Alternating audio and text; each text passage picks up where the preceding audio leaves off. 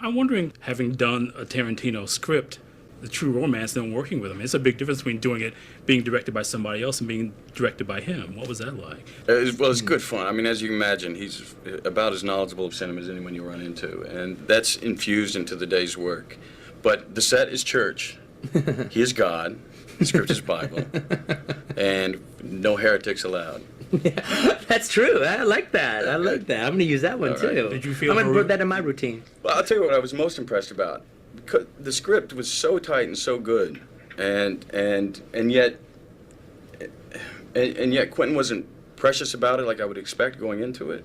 Not that we changed anything, but when it got to a certain point in near the end of the film, and we had the luxury of shooting a sequence, he started slashing and burning his own script and redirecting things and condensing things to keep the movement. And I was seeing working that he was so light on his feet that way, especially with his own material. But actually, Aldo is incapable of being anybody other than Aldo. Even when he tries his best.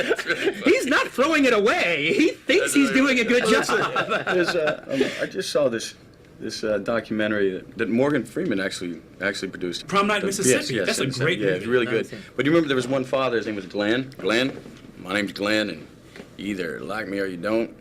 I hope you like me, but if you don't, well, I'm Glenn. You know? and that's kind of that's kind of that Southern thing. That's just it, though. I mean, it's almost like, in some weird way, you conceive the character to be played by somebody who will be that bold. Oh yeah, no, there's the rats, rat, and wrongs for nobody. All right, there's definitely that kind of attitude. I wonder